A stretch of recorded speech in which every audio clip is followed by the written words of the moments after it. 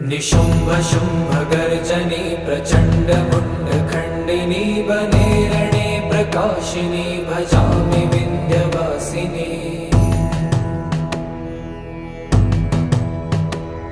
त्रिशूलमुण्डधारिणी धराविघातहारिणी गृहे गृहे निवासिनी भजामि विन्ध्यवासिनी।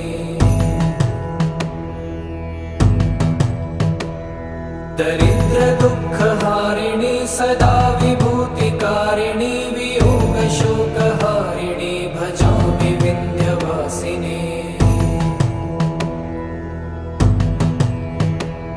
लसत्सुलोललोचनं लतासनं वरप्रदं कपालशूलधारिणी